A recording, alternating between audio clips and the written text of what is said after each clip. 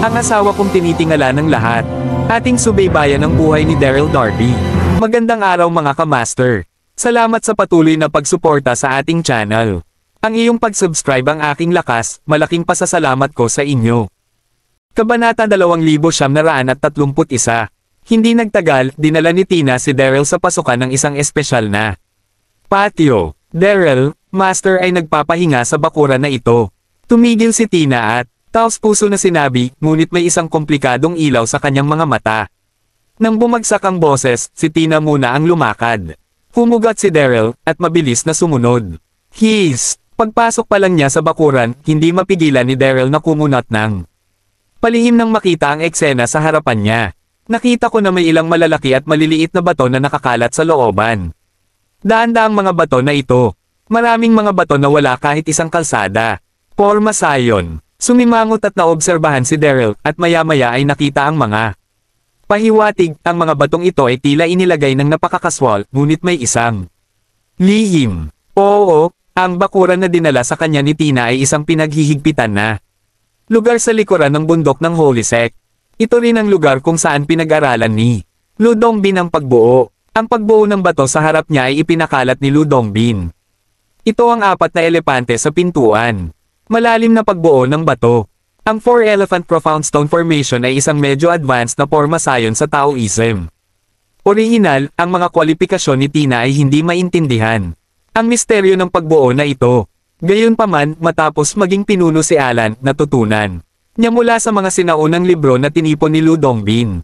Ang solusyon ay ipinasa kay Tina. Napakadali ng layunin ni Tina, gamitin ang pormasyong ito upang matrap si Daryl, at pagkatapos ay pilitin siyang kumpletuhin ang kanyang problema sa dantian. Kapag si Daryl ay natrap dito, hindi niya kailangang ipagkanulo si Master. Sa sandaling ito, maingat na tumingin si Daryl sa paligid, at kasabay nito. Hindi niya maiwasang maalala ang iba markang pivoty ibang mga formasayon sa Baichi-Shen Array. Nagtagal, naalala ko na ito ang 4-elephant profound stone formation. Ang By-God formation ay nasa lahat, kasama ang tala ng 4 na elephant. Profound stone formation. Ang ito ay hindi nagdala ng kanyang sarili upang hanapin si Alan, ngunit dumating sa pagbuo na ito. Ano ba ang nangyayari? Sa pag-iisip tungkol dito, nanatiling tahimik si Daryl at nagpatuloy na sundin ang Tina. Dumaan ka sa mga batong ito at malapit ka na rito. Sa sandaling ito, hindi mapigilan ni Tina na hinimok ng bahagya, dapat ay nagpapahinga ngayon si Master. Ngunit mag-ingat, puno ng kaguluhan si Tina nang sinabi niya ito. Ang lokong ito, si Daryl, ay hindi man lang alam na inabutan siya nito. Sa sandaling ito, hindi makapaghintay si Tina na makita ang eksena ni Daryl na nakakulong. I see, you lead the way. Mahinang sabi ni Daryl. Huminto sa pagsasalita si Tina, at dinala si Daryl sa gitna ng pagbuo sa lalong madaling panahon. Tina, sa oras na ito, si Daryl ay walang pasensya, at malamig na sinabi. Narito pa rin ba ang iyong Panginoon? Itong Tina, hindi ba kusa nitong palabesan ang kanyang sarili? Huwag mag-alala. Tina mukhang seryoso, ngunit labis siyang nasa sabik sa kanyang puso, at tinanong si Daryl, ang silid sa harap ay, basta, tingnan mo kung may kakayahan kang pumasa. Nahulog ang boses, Tina napalingon siya na ipasa niya ang katawan. Binubyali-byalay ang formula sa kanyang puso, at ang figure ay magaan at maliksi, nagmamadali patungo sa labas ng pagbuo ng bato. Oo, ang formulang Tina na tahimik na binasa ay ang pamamaraan upang masira ang pormasyong ipinasa sa kanya ni Alan. Galit na galit si Daryl, at matapos mag-react, nakita niya na dumating na si Tina sa labas ng pagbubuo ng bato. Daryl, sa sandaling ito, si Tina ay sumugod palabas ng larangan ng digmaan. Ang kanyang magandang mukha ay lubos na nagwagi, at may kaunting sama ng loob. Sa palagay mo malulutas nito ang aking problema, at kasabay nito ang pag-iniksyon ng malamig na apoy ng bayliyan sa aking dantian, maaaring isinuko mo ako. Napakamali mo, panipi. Sinasabi ko sa iyo, ang aking Panginoon ang pinuno ng banal na sekta. Pinakamamahal niya ako, at ipapasa niya sa akin ang posisyon ng ulo sa hinaharap. Ngunit ikaw ay bastard, nagbanta ka sa akin ngayon lamang, hindi hayaan mong ipakita sa iyo ng kaunting kulay. Sa tingin mo talagang mapang-api ako, upang sabihin sa iyo ang totoo, wala ang aking Panginoon, at ang pagbuo ng bato sa harap mo ang 4 na imaheng malalim na pagbuo ng bato ng aming sistang Daoist. Kung hindi mo maintindihan ang pamamaraan, maghihintay ka na matrap ng buhay at patay sa loob. Panipi, Kabanata 2932. Siyempre, kung tuturuan mo ako kung paano malutas ang problema ng dantian. Marahil sasabihin ko sa iyo kung paano lumabas. Kapag sinabi ito, ngumiti si Tina, ipinakita ang ilang mga salitaang kasiyahan ng paghihiganti. Kahit na ang tusong si Daryl ay napakatuso, hindi niya inaasahan na siya ay makulong dito. Tumawag ka. Ang pakikinig sa mga salita ni Tina, si Daryl sa pagbuo ay hindi mapigil ang mapangot siya. Ang Tina na ito ay tuso at hindi madaling tulungan ang sarili. Gayunpaman, nais ng isang 6 profound stone formation na bitag ako. Masyado akong minaliit. Sa pag-iisip tungkol dito, hindi tumugon si Daryl kay Tina, ngunit tumingin. Sa pagbuo ng bato sa harap niya, binibigkas ang formula, at lumabas ng pagbuo ng bato. Ano ang sitwasyon? Sa sandaling ito, nakikita si Daryl na hindi tumutugon sa sarili, si Tina na nakatayo sa labas ng pagbubuo ng bato, hindi lamang nakasimangot. Nagsinungaling ako kay Daryl. May katwiran ito na dapat siya ay galit na. Galit, bakit wala naman talagang paggalaw?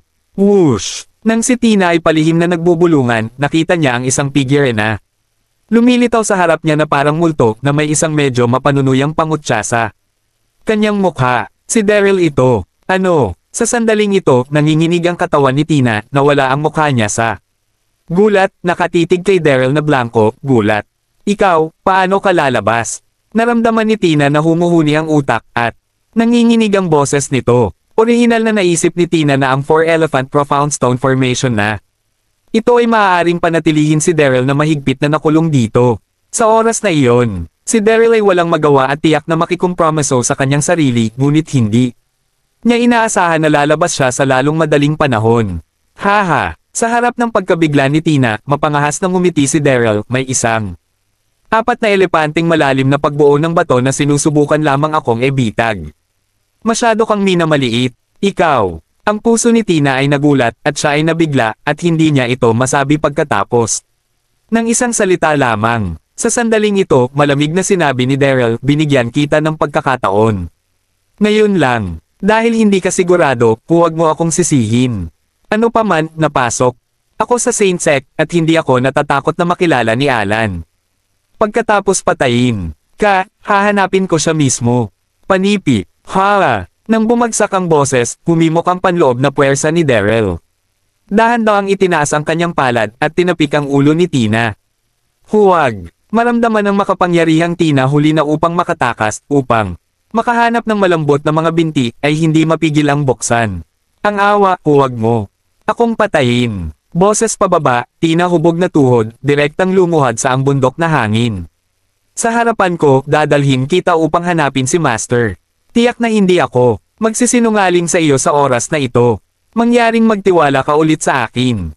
Si Tina ay nagpapanik sa oras na ito, at hindi siya kailanman naglakas loob na sumuway kahit kaunti. No way! Sinira pa ni Daryl ang 4-elephant profound stone formation, hindi naman talaga siya kalaban. Sa palagay mo maniniwala pa rin ako sa iyo. Tahimik na tumingin si Daryl kay Tina, at nakangiting sinabi. Bagaman may ngiti sa kanyang mukha, labis siyang naiinis sa kanyang puso.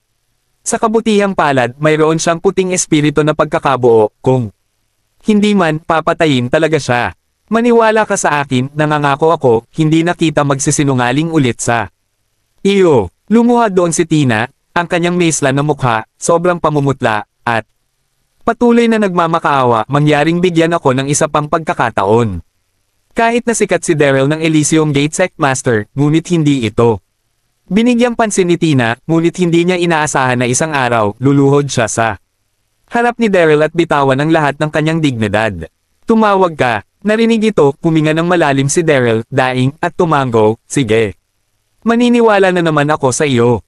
Nakita ni Daryl na pagkatapos ng nangyari ngayon lang, tuluyan ng napigilan ni Tina. Wala nang mga trick, nakahinga ng maluwag si Tina at mabilis na bumangon upang mamuno. Makalipas ang ilang minuto, dumaan sa isang liblib na kagubatang kawayan. Dinala ni Tina si Daryl sa isang pavilion. Maaari mong makita na ang dekorasyon ng pavilion na ito ay matikas at kaaya-aya na may isang anti-gong kapaligiran saan man at ang kapaligiran ay tahimik at payapa. Sa pasukan ng pavilion, isang simpleng bato na bato ang itinayo. Sa estelo, ay nakasulat ang ilang mga matikas na karakter, ang lugar ng pagsasanay sa master. Walang mga papabeya dapat pumasok. Kabanata 2933. Pagkakita sa mga salitang ito, nagpakita si Daryl ng kaunting ngiti. Mukhang ito ang lugar kung saan nagmumuni-muni si Alan. Si Tina sa tabi niya ay medyo kinakabahan. Dinala niya rito ng pribado si Daryl. Sinisisi ito ni Master, paano niya kaya ito? Ngunit wala akong pagpipilian kundi ang gumawa ng isang hakbang na itinuturing na isang hakbang. Ikaw ay advanced. Sa oras na ito, mahinang hinimok ni Daryl, itigil ang paglalaro ng trick. Alam mo ang mga kahihinatnan. Tumanggaw si Tina, kinagat ang labi, at naglakad muna. Sumunod naman kaagad si Daryl. Pumunta ako. Pagkapasok sa loob, natigilan si Daryl.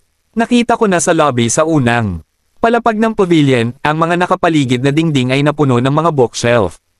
Ang mga bookshelf ay puno ng mga Daoist classics at ilang mga lihim sa pag-eehersisyo. Masasabing ang lugar na ito ay ganap na isang chest. Gayunpaman, ang bulwagan ay napapaligiran ng mga pader sa lahat ng panig. Walang mga pintuan, walang hagdan, at walang anino ni Alan. Crunch! Sa sandaling ito, nakita ko si Tina na naglalakad sa isang pader at binubuksan ang mekanismo na nakatago sa likod ng mga nakabitin na kwadro na gawa. At nakita ko ang isang nakatagong pinto na lumitaw sa harap ng aking mga mata. Master is inside. Bulong ni Tina. Tumanggaw si Daryl, malalim ang pakiramdam. Ang lugar na ito kung saan ang ulo ng banal na sekta ay urong talagang nakatago. Sa kabutihang palad, si Tina ang nangunguna. Kung hindi, talagang hindi. Madali itong maghanap ng iyong sarili. Sa pag-iisip tungkol dito, ngumiti si Daryl at sinabi kay Tina, "Teka, kailangan kang makipagtulungan sa akin." Pagkatapos, sinabi niya ang kanyang plano. Narinig ang plano ni Daryl, nanginginig at nagpanik ang katawan ni Tina. Ngunit sa puntong ito, wala nang pagpipilian, kaya't tumango ito at sumang-ayon.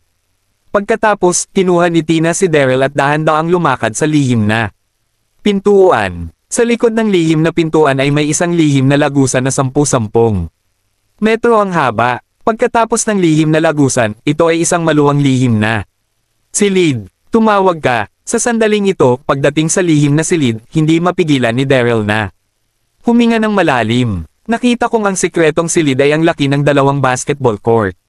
Mayroong isang platform ng batong tsismis sa gitna. Maraming mga lampara ng langis ang naiilawan sa paligid ng batong plataporma. Sa batong plataporma, may isang taong nakaupo sa batong bato, nakatingin sa ilong at puso. Si Alan ito. Sino? Narinig ang kilusan, mabilis na nagreaksyon si Alan at itinapon ang tingin. Sa sandaling ito, ibinaba ni Daryl ang kanyang ulo upang mapigilan si Alan. Na makita ang kanyang mukha.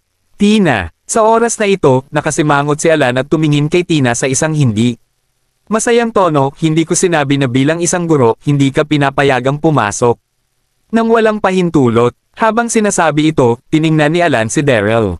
Sa isang tingin, napakasakit nito dahil si Daryl ay nakasuot ng mahabang gown ng isang bagong disipulo, at ibinaba ni Daryl ang kanyang ulo. Si Alan ay hindi nakakita ng anumang kakaiba sa pag-aakalang ito ay isang bagong alagad. Si Tina ay mukhang takot at nagmamadali, at sinabi sa isang mapait na tono, "Pinayapa ng Master ang aking galit at ayaw kong istorbohin si Master. Ngunit ang aking mag-aaral ay nasa problema." Matapos magsalita, tinuro ni Tina si Daryl, ang bagong junior na ito. "Binigyan lang ako ng 7 espiritu na damo, ngunit ang 7 espiritu na damo na ito ay hindi pa ganap na nag-imator." Matapos makuha ito ng mag-aaral, biglang nabalisa ang panloob na lakas ng dantian. "Bumangon ka." Ang alagad ay talagang walang pagpipilian kundi magtanong kay Master. Panipi. Matapos ang huling pangungusap, kinilabutan si Tina. Oo, ito ang plano ni Daryl, hayaan ang Tina na akitin ang atensyon ni Alan. At si Daryl ay naghahanap ng mga pagkakataon upang sorpresahin. "Ano?" Narinig ito, nagulat si Alan, "Bakit ka napakapabaya?" Bilang isang mataas na antas ng Saint Sect, tiyak na alam ni Alan ang 7 espiritu na damo, at alam din ang mga hindi magandang pag-inom ng hindi pa matanda. Na 7 espiritu na damo. "Halika dito, tingnan ng guro." Sa pagtataka, mabilis na sumenya si Alan. Kay Tina, si Alan ay nakadama ng labis na pagkabalisa sa kaguluhan na sinalubong ng kanyang minamahal na baguhan. Tumugon si Tina at dahan-dahang lumakad sa batong plataporma, hinayaan si Alan na makuha ang kanyang pulso. Kabanata 2934 na tumawag ka. Pagkalipas ng ilang segundo, huminga ng malalim si Alan at sinabi na may solemne na ekspresyon, totoo ito, ngunit ang swerte mo ay napakaganda, at ang mga palatandaan ng panloob na lakas ng dantian ay pinigilan. Gayunpaman, may ilan pa rin mga nakatagong panganib, at kailangan ng guro si Yungang upang matulungan kang makontrol ito. Panipi, sa ngayon, hindi pa rin alam ni Alan, hindi maswerte si Tina, ngunit tinulungan siya ni Daryl na sugpuin ito dati. Sa nasabing iyon, tinanong ni Alan si Tina na umupo na naka-crossleg, at pagkatapos ay nagsimulang tulungan siyang gumaling. Tungkol kay Daryl na tumayo. Sa puso ni Alan, siya ay isang bagong alagad, at hindi niya ito sineryoso. Haha, pagkakita sa eksenang ito, nakabukas ang bibig ni Alan, alam na narito na ang pagkakataon. Sa sumunod na segundo, si Daryl ay hindi nag-atubiling ang kanyang panloob. Napuwersa ay mabilis na nag-flash ng kanyang numero, at siya ay sumugod at sinampal si Alan ang kanyang palad. Sa oras na ito, si Alan ay nakatuon sa pagtulong kay Tina na ayusin ang kanyang panloob na lakas. Hindi niya inaasahan na ang bagong disipulo na nasa paligid niya ay biglang umatake sa kanya. Gayunpaman, mabilis na nag-react si Alan at mabilis na lumingon. Daryl. Sa sandaling ito, nang makita si Daryl, laking gulat ni Alan, ang kanyang mga mata ay labis na duguan, at umungol siya ng may mga ngiting ngipin. Sa oras na ito, hindi inaasahan ni Alan na si Daryl ay talagang nakalusot sa Saint Sect, at nagbihis bilang bagong disipulo, dumampi sa kanyang tahimik na silid. Para magmuni-muni, Alan, si Daryl ay nagpakita ng ngiti at hindi maitago ang kanyang pangungutya, hindi inaasahan. Sinabi ko, babalik ako.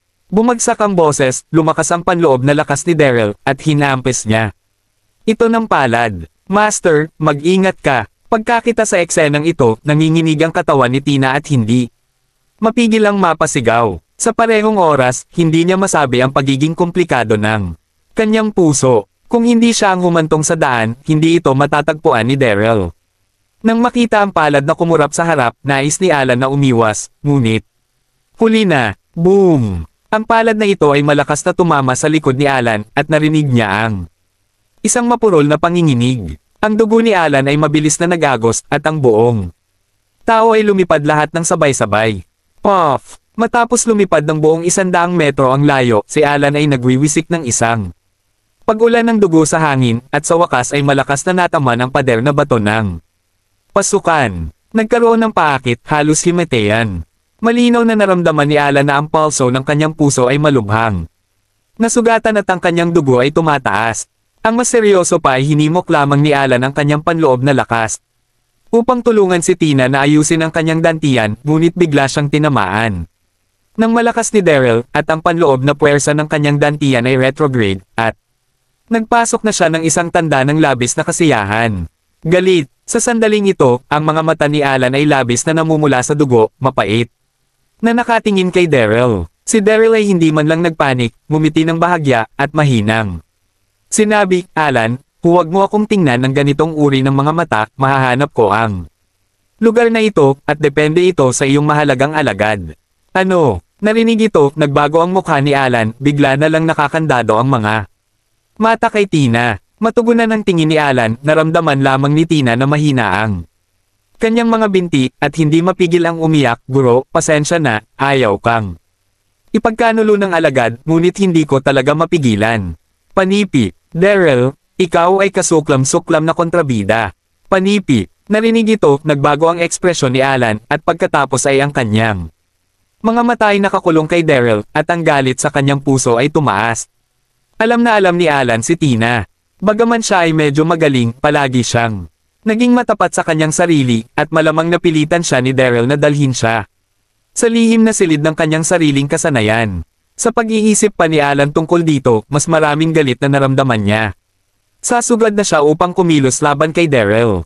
Ngunit bago siya tumagal ng dalawang hakbang, biglang naging asul at maputi ang kanyang mukha, at hindi mapigilan ng kanyang buong katawan nanginginig. Oo, ang panloob na lakas ng dantian ni Alan ay ganap na hindi maayos at ganap na wala sa kanyang kontrol.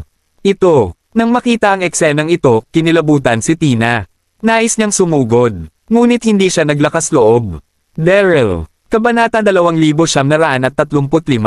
Sandaling ito, si Alan ay nakatitig kay Daryl, kinagat ang kanyang mga ngipin at binibigkas ang dalawang salita, at sa wakas ay hindi na nakatiis, ang kanyang mga mata ay dumilim, at siya ay namatay at sa parehong oras, ang panloob na puwersa ng dantian ay baliw ding nakatakas.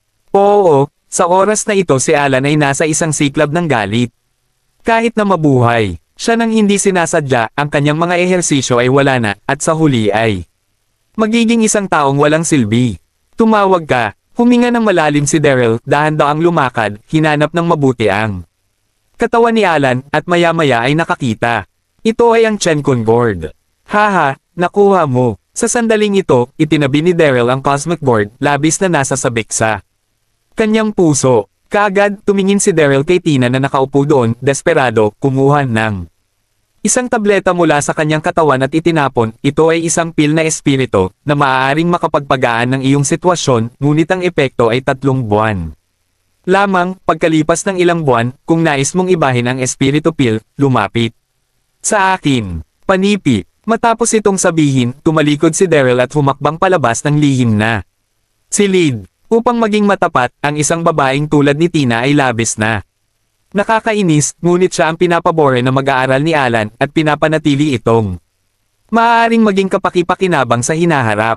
Ilang minuto ang lumipas, sinamantala ni Daryl ang gabi at tahimik na bumaba ng bundok. Tumawag ka, nang makarating sila sa lugar kung saan nagtatago ang magkapatid na Jackie. Nagpakita ng bahagyang ngiti si Daryl. Nakita niya silang dalawa, bago binagbag ang mga puntong acupuncture. Umiiyak siya ng balisa.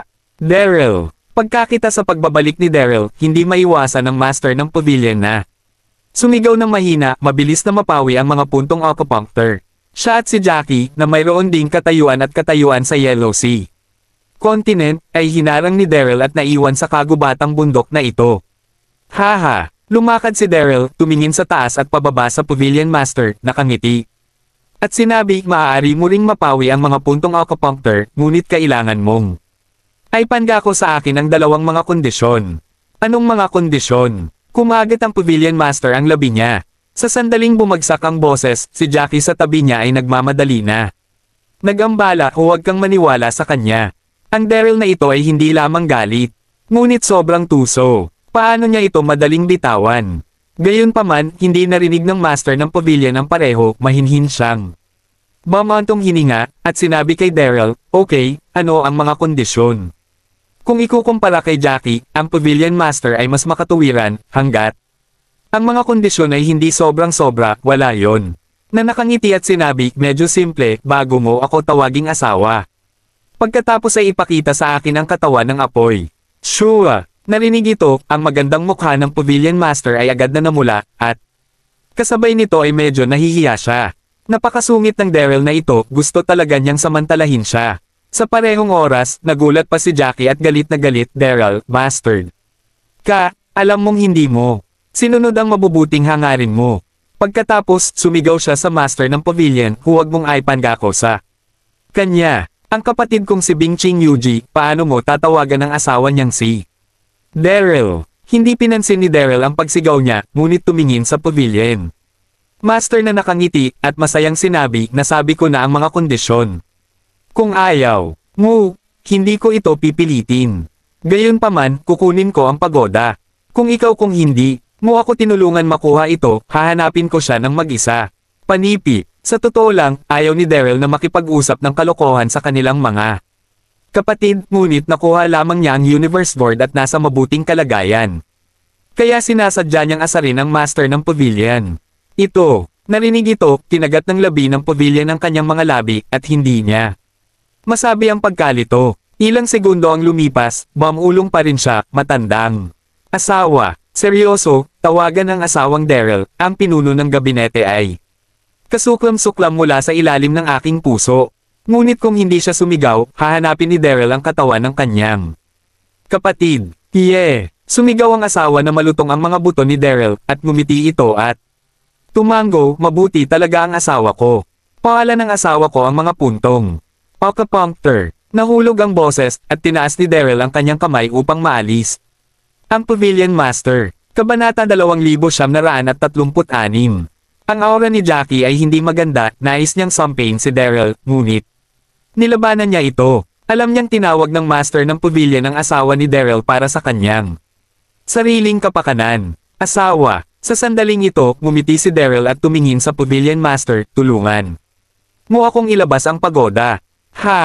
Sumagot ang Master ng Pavilion, dahan-daang lumakad kay Jackie, at marahang sinabi, ate, ang pagoda na ito ay pagmamayari ni Daryl, sa palagay ko ibabalik ito sa kanya. Nang sinabi niya ito, ang Pavilion Master ay napakawalang magawa. Sa gitna ng Master ng Pavilion, ayaw niyang ibalik ang pagoda. Pagkatapos ng lahat, ito ay isang walang kapantay na kayamanan, ngunit pagkatapos na hawakan ito ni Jackie, hindi siya nakakita ng paraan upang buksan ang pagoda sa loob ng 3 taon. Bukod dito, ang sitwasyon ay mahigpit na kinontrol ni Daryl sa oras na ito. Kung hindi niya siya makilala, tiyak na gagawa ng iba pang mga paraan si Daryl upang mapahiya ang kanyang sarili at si Jackie. Narinig ito, kinagat ni Jackie ng mahigpit ang labi at hindi tumugon, ngunit pumayag siya. Sa susunod na segundo, kinuha ng Master ng Pavilion ang pagoda mula sa kanya at ibinigay kay Daryl. Kinuha ni Daryl ang pagoda na hindi masabi ang kaguluhan sa kanyang puso. Matapos ang 3 taon, sa wakas ay nawala at nakuhang muli ang pagoda. Jackie, Master ng Pavilion. Matapos isara ang pagoda, huminga ng malalim. Si Daryl at marahang sinabi, marami sa mga nakaraang bagay ang nagkataon.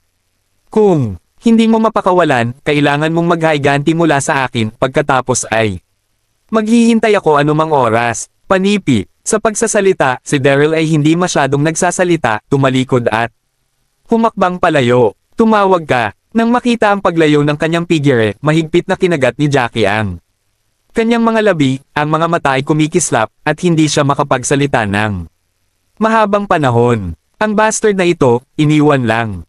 Ngayon lang, pareho ang kanyang sarili at ang kanyang kapatid na babae ay nasa kanyang mga kamay, at nagsimula na siyang gumawa ng mga bagay nang siya ay nagbago sa ibang tao, ngunit sinabi lang niya ito, ngunit hindi siya masyadong kumilos. Pwede bang? Nagkamali ako sa kanya dati. Tuldok.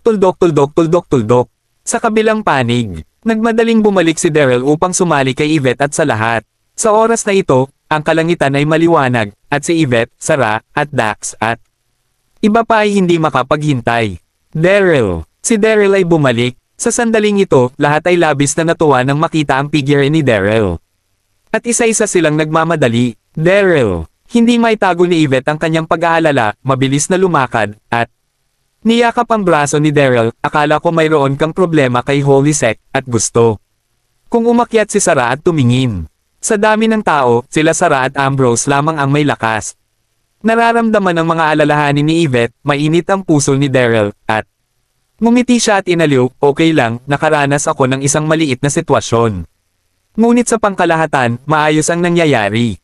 Narinig ito, sinabi ni Yvette na may kagalakan, natagpuan mo na ba si Master Lo? Panipi. Sa sandaling ito, ang nakapaligid na Dax lahat ay nakatingin kay Daryl, na may bakas ng inaasahan. Hanggat nasusumpungan nila si Lu Dongbin, makakakuha sila ng kanilang lakas. Tumawag ka. Huminga ng malalim si Daryl at ngumiti, sa palagay ko.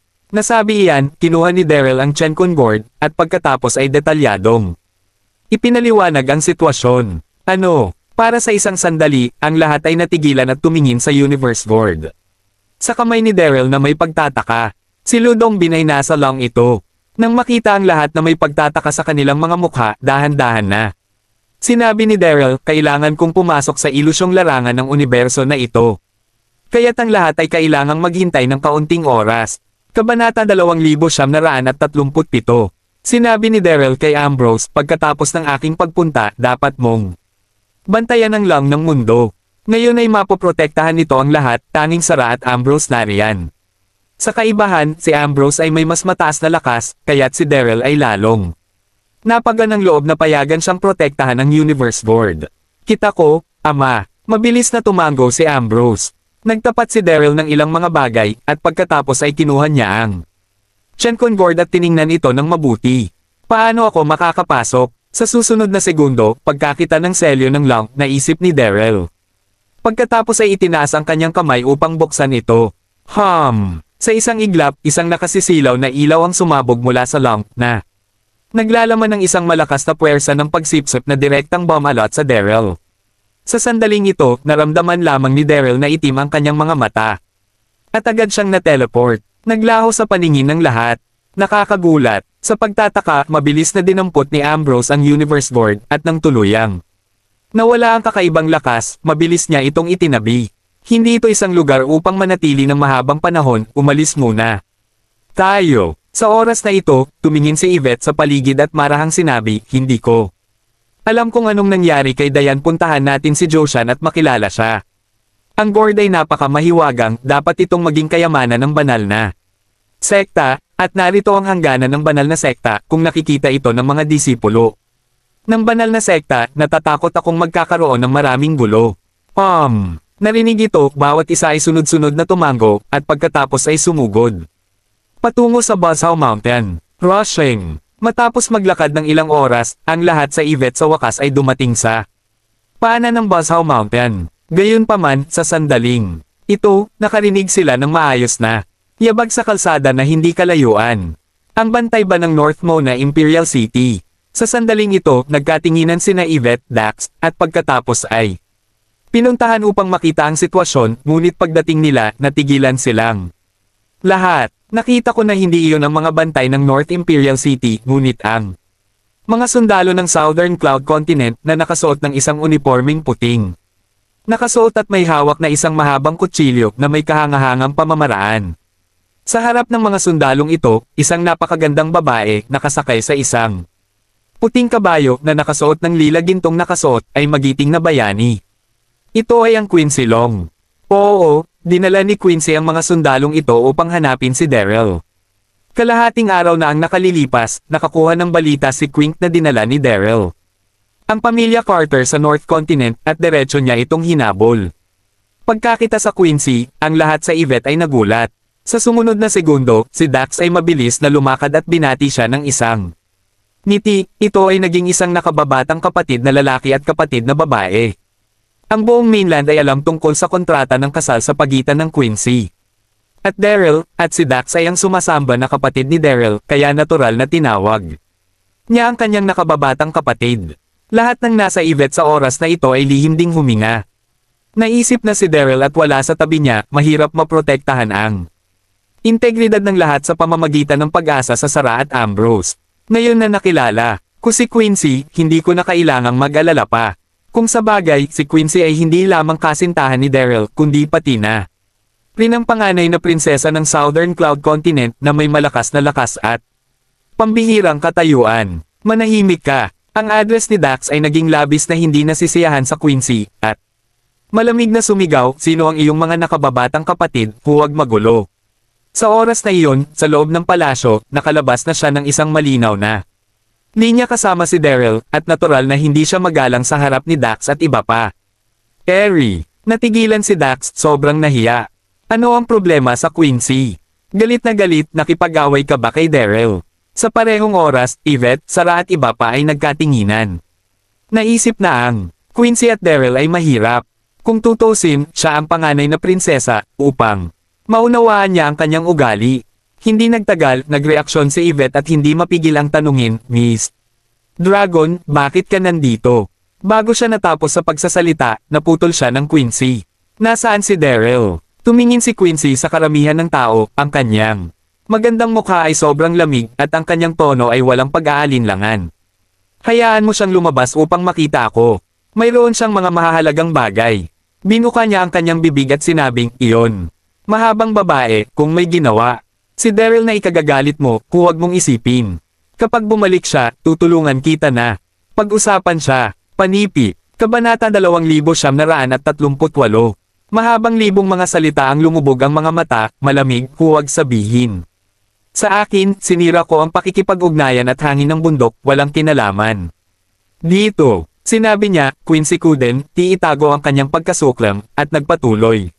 Daryl pumatay sa Nine Heaven Saintes, ang krimen ay napakakarumal-dumal, ako ay dumating upang aresto siya at bumalik. Ano? Sa sandaling ito, kapwa sina Dax at Yvette at iba pa ay nagulat. Kinansela ni na Quincy at Daryl ang kanilang kasunduan sa kasal. Bukod dito, pinatay din ni Daryl ang Nine Heaven Saints. Paanong nangyari? 2. You nonsense. Sa wakas, hindi mapigilan ni Ambrose na mag-walkout at sumigaw kay Quincy.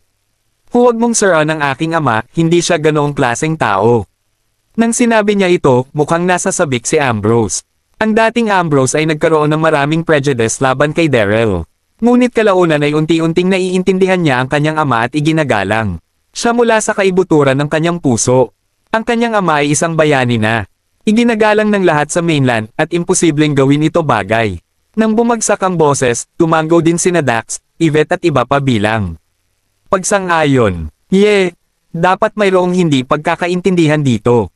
Bago pa na-frame ni Zhangju si Daryl at inakusahan siya na nilapastangan niya si Empress Changer malapit nang matapos ang mga bagay, at ang bagay na ito ay dapat ding naka-frame, Dragon Girl, hindi ito maniwala.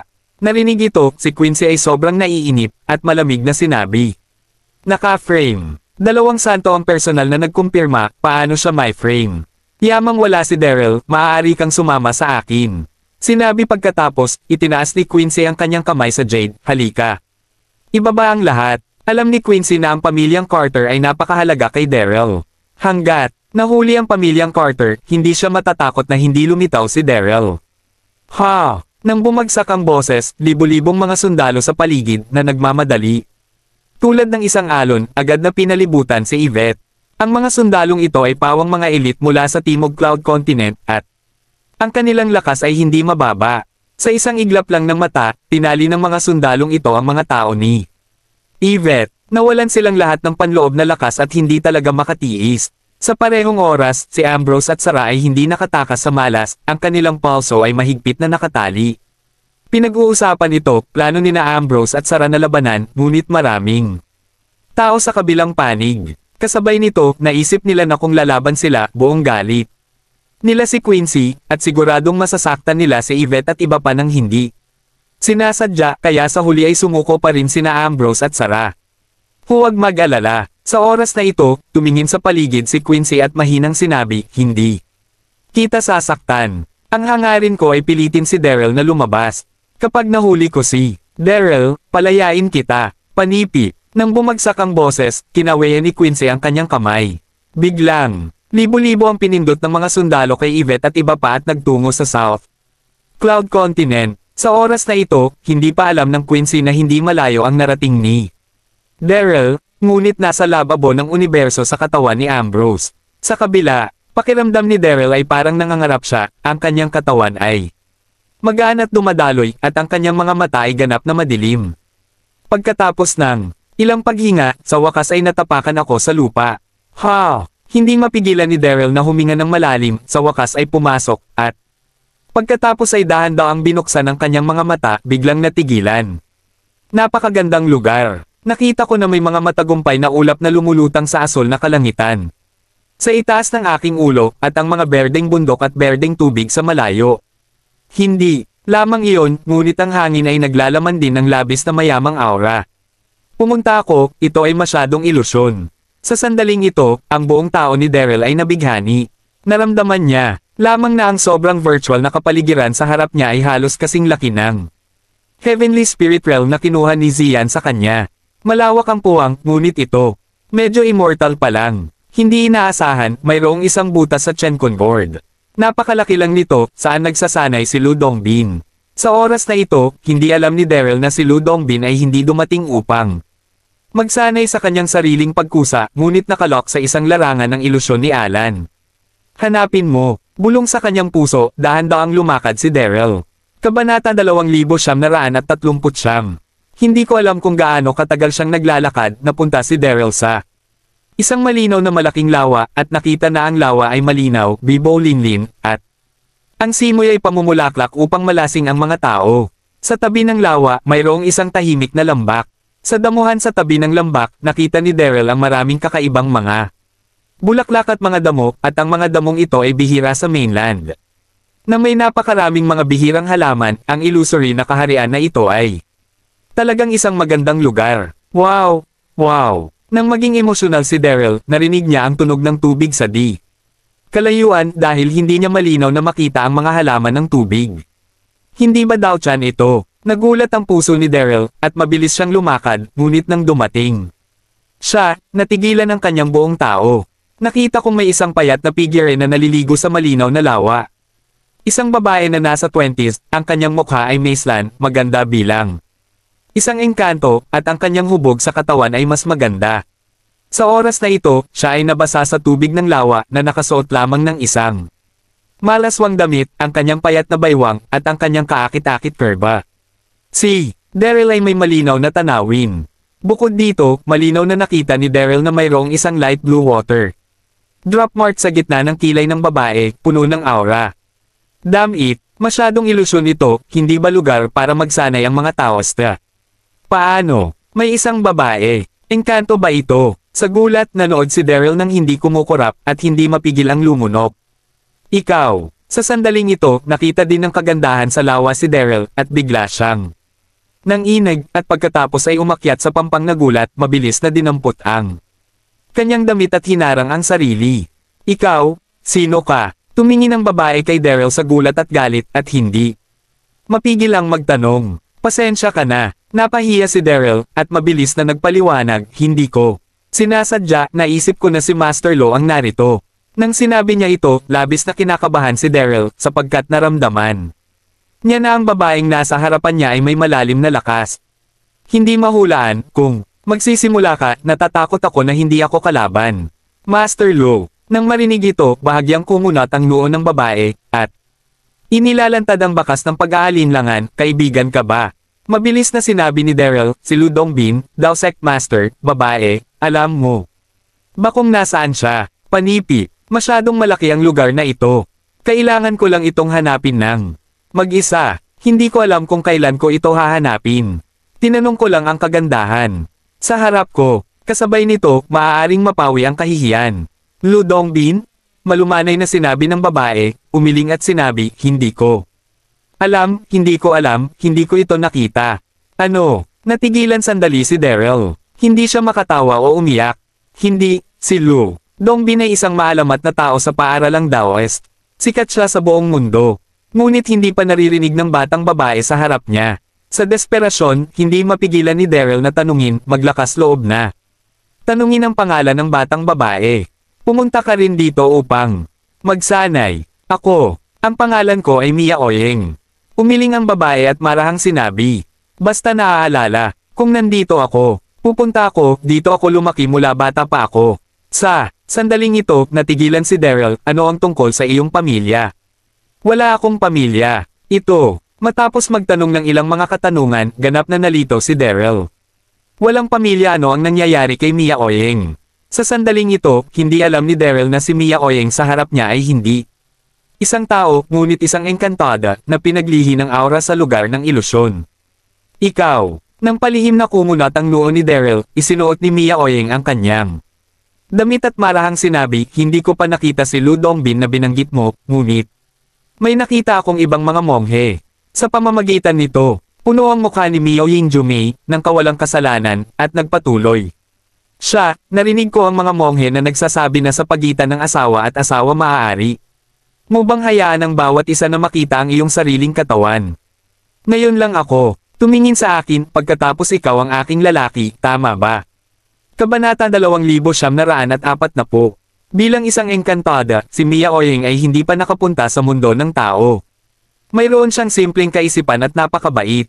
Ang kaharian ng ilusyon ay umiiral sa libu-libong mga taon. Sa loob ng libu-libong mga taon na ito, maraming mga magsasaka ay pumasok. Nakita ni Mia Oyeng ang ilan mula sa mga magsasaka na ito.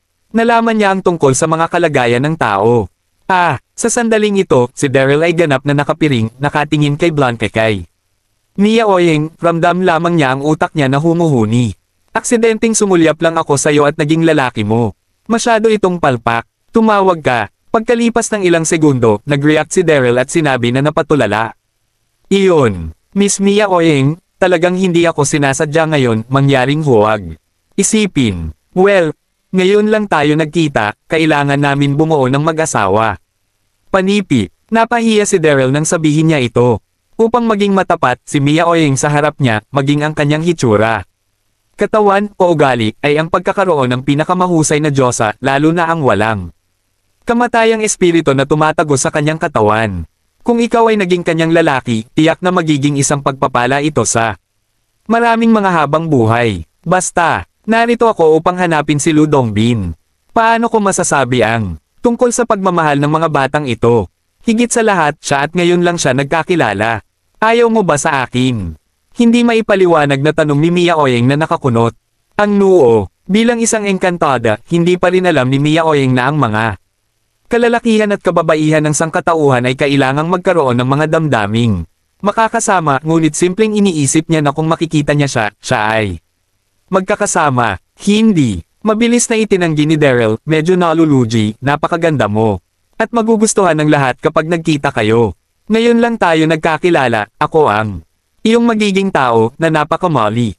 Panipi, Daryl sa oras na ito, nais kong umiyak ng walang luha, hindi ko alam kung paano ko ito ipaliwanag. Ang Mia Oyeng na ito ay talagang inosente bilang isang piraso ng puting papel. Narinig ito, labis na nabigo si Mia Oyeng, ngunit tumingin ka na sa akin. Tuldok Panipi, sinabi niya, ang kanyang mga mata ay pula, at halos maluha siya. Ito. Nang makita ang eksenang ito, biglang nagpanik si Daryl, at mabilis na hinimok, huwag kang malungkot, nangako akong magiging iyong tao, okay? Nang makita na sumang-ayon si Daryl, tuwang-tuwa si Mia Oyeng, mula noon. Makakasama ka na sa akin. May simpleng pag-iisip si Mia Oyeng, at hindi niya alam kung ano ang ibig sabihin ng pagiging mag-asawa, ngunit ang pagsama ay nagpapahintulot sa ang kanyang napakasayang. Alam na matagal na siyang nagtagal dito, napakalungkot. Damn it, paano ito gumagana? Natigilan si Daryl, at likas na nais na tumanggi, ngunit nang dumating ang mga salita sa kanyang labi, pinigil pa rin niya.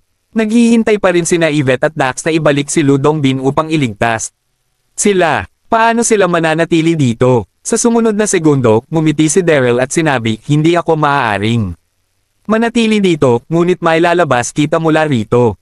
Ako, pumikit ang mga mata ni Mia Oyeng, at umiling siya at sinabing, kaya ako umalis dito. Panipi, siya mismo ito ang aura ng sobrang ilusyon na kaharian, pinaglihi, ang buhay at ang sobrang ilusyon na larangan ay malapit na magkaugnay. Ano? Natigilan si Daryl, ano ang ibig sabihin na hindi makaalis dito? Ngunit pagkatapos nito, hindi masyadong nag-isip si Daryl, at ngumiti. Pamilyar ka sa lugar na ito, paano ang paghahanap sa akin ng Dao Chief Lu?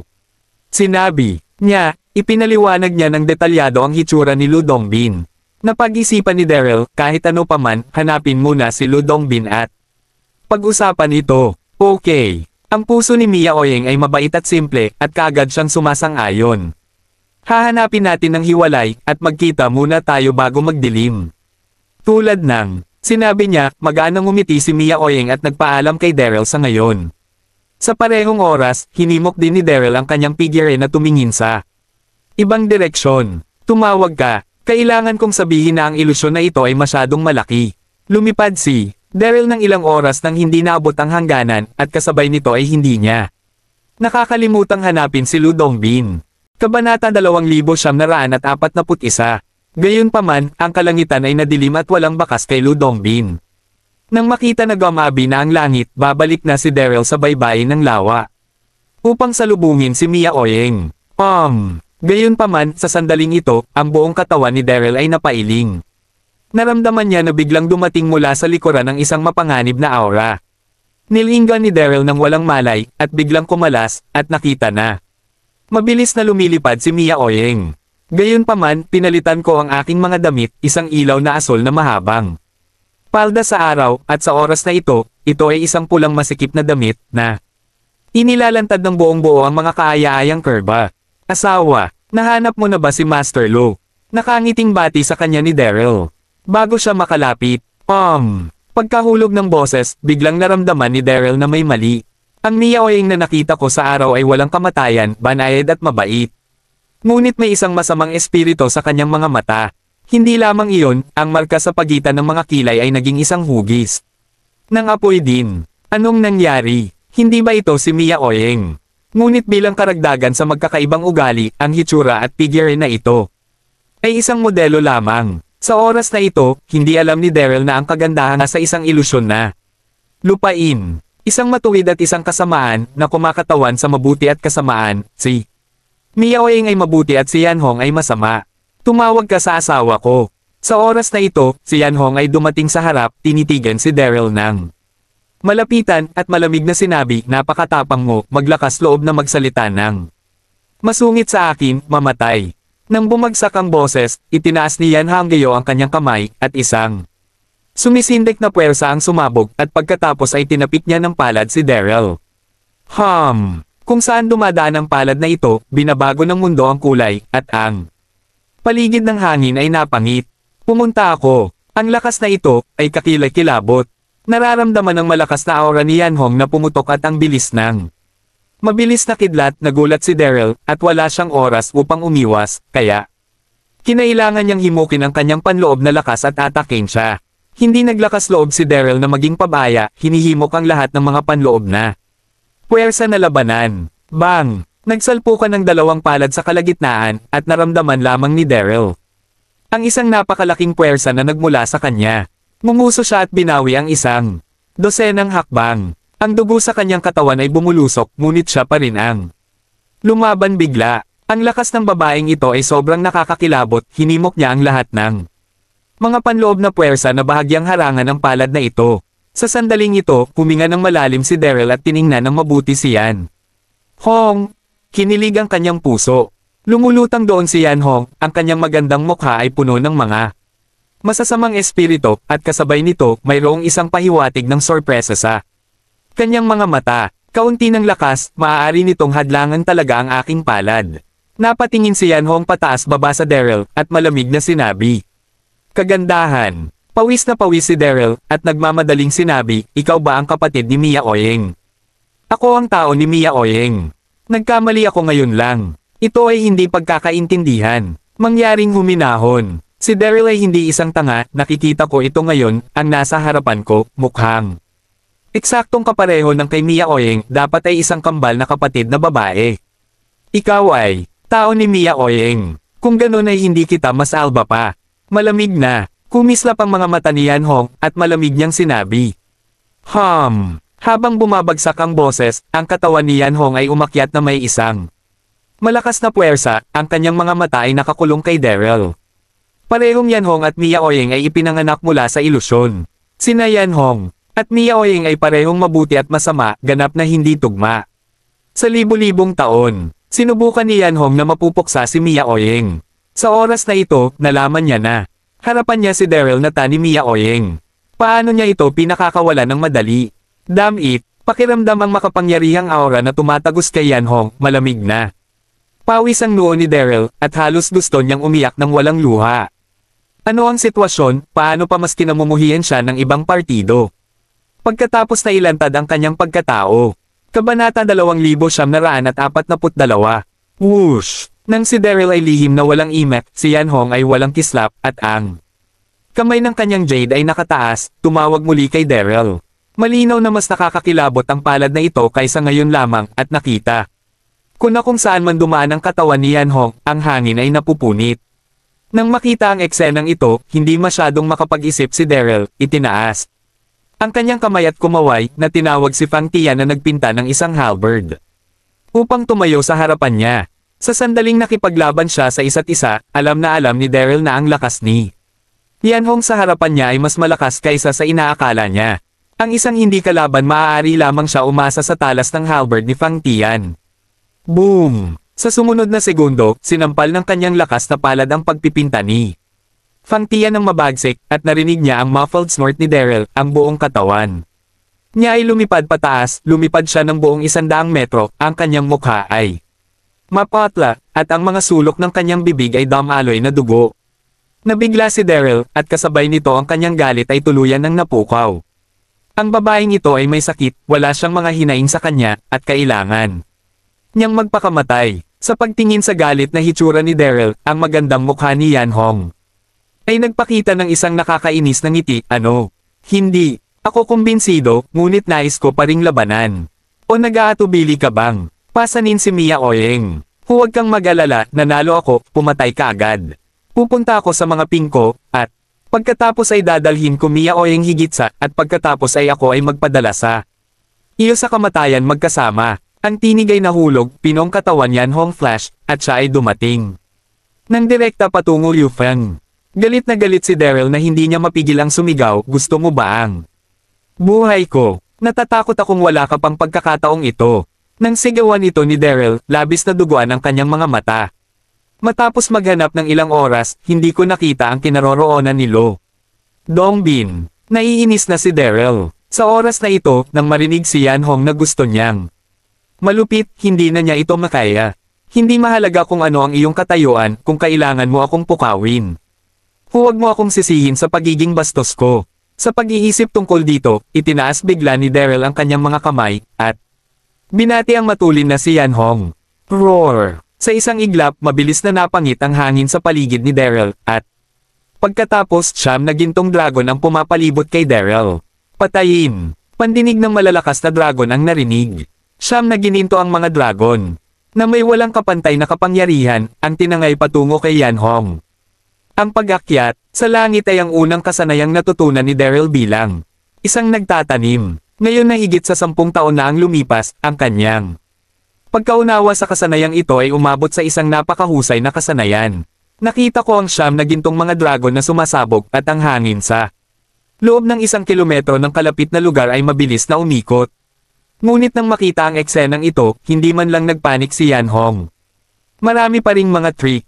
Mapang-uyam na sinabi ni Yan Hong, ngunit hindi ito masyadong mababago. Nang mahulog ang tinig, ang mga kamay ni Yan Honggayo ay nakabitin, at isang bola ng pulang ilaw ang nakakubkob sa harap niya. Sa susunod na segundo, biglang itinaas ni Yan Hong ang kanyang kamay at kumaway, isang dagwang ilaw ang sumabog mula sa light ball, tulad ng isang bulalakaw, tinatanggap ang siyam na gininto ang mga dragon. Boom! Boom! Boom! Ang sinag ng ilaw ay sumalpok sa gininto ang dragon, sumabog ang isang malakas na dagandong ng lupa, at ang siyam na gininto ang mga dragon ay agad na dinurog, nabasag sa isang pagkatapos, at nawala sa pagitan ng langit at ng lupa. Ano? Nagbago ang ekspresyon ni Daryl, at ang kanyang puso ay takot. Anong uri ng pagkakakilanlan ng babaeng ito, at ang kanyang lakas? Napakalakas niya. Ang siyam na gininto ang mga dragon na sumabog ng mag-isa ay napakalakas na, ngunit ang mga ito ay napalis ng napakadali niya. Boy! Ngumiti si Yan Hong ng mapanghamak, at sinabi kay Daryl, paano? Sumuko ka na ngayon, at maaari ka pang maghirap. Masyado mo akong minamaliit. Huminga ng malalim si Daryl. Ang malamig na mukha ay puno ng pagpapasya. Ako, si Daryl, ay hindi ko alam kung ano ang pagsuko. Dahil sa kumpiyansa ka, halika at tikman mo ito. Sa sandaling bumagsak ang boses, isang ulap ng puting apoy ang tumalon mula sa palad ni Daryl. Labas, nasa harap ako ng Yan Hong sa isang iglap. Malamig na apoy ni Bai Lian. Kabanata 2943. Sa sandaling tinawag si Bai Lian, ang takot na mukha ni Daryl ay nagpakita ng kaunting kumpiyansa. Si Bai Lian Lengwo ang kauna-unahang kakaibang apoy sa buong mundo, ang babaeng apoy sa harap sa kanya. Bagaman matigas ang Hong, hindi niya kayang makipagkompetensya kay Bai Lian gamit ang kanyang mga walang dalang kamay. Nagtataka espesyal na apoy. Nang makita ang malamig na apoy ni Bai Lian, at nakakunot ang mga kilay ni Yan Hong, labis akong nagulat. Sa parehong oras, hadlangan ng pulang bola ng ilaw sa harap mo. Chi-chi! Sa sumunod na segundo, nakita niya ang malamig na apoy ni Bai Lian na tumama sa bola ng ilaw, at hindi naging sanhi ng pagkasunog, ngunit mabilis na isinama ng lakas ng bola ng ilaw. Matapos ang ilang segundo, ang lamig apoy ni Bai Lian ay tuluyang nawasak, isinama sa bola ng ilaw. Ito, paano ito nangyari? Nagulat si Daryl, ramdam lang niya ang pagbas ng utak, at napatulala ang buong katawan. Ang malamig na apoy ni Bai Lian ay walang silbi sa kanya. Hindi alam ni Daryl na si Yan Hong ay ipinaglihi sa sobrang ilusyon, ito ay isang espiritual na katawan na naglalaman ng kakanyahan ng langit at lupa, at ang malamig na apoy ni Bai Lian ay hindi maaaring maging sanhi ng kanyang pinsala. Ang lakas lang ba nito?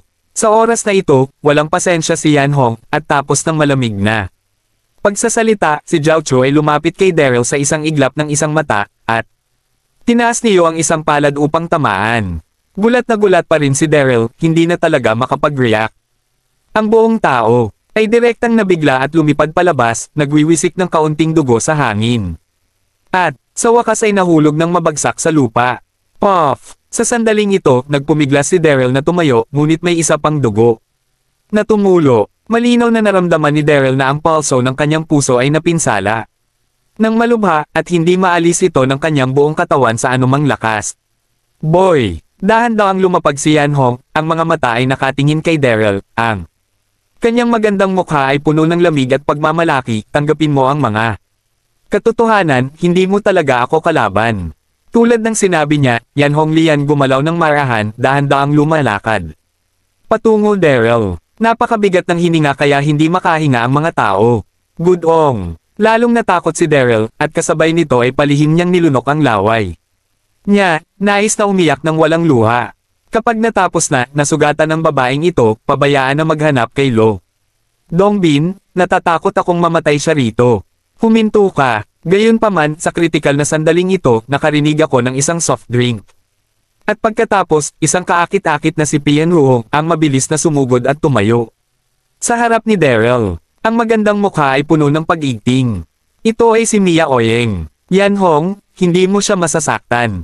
Tinitigan ng mabuti ni Mia Oyeng si Yan Hong, ang kanyang boses ay napakalambot, ngunit walang duda, sa akin, ayaw na ulit gumawa ng masama. Tulad ni Daryl, hinanap ni Mia Oyeng matagal nang hindi natagpuan si Lo Dongbin, at pagkatapos ay nagtungo sa lawa, ngunit hindi nakita si Daryl, kaya't hinanap nila ang buong daan, at sa wakas ay nakita nilang nag-aaway sina Yan Hong at Daryl. Tumawag ka. Nang makita ang pagdating ni Mioy, hindi mapigilan ni Daryl na makahinga ng maluwag. Naisip niyang patay na siya. Sa parehong oras, hindi mapigilan ni Daryl na tumingin kay Mia Oyeng at Yan Hong, at nakita na magkatulad ang kanilang mga mukha at figure.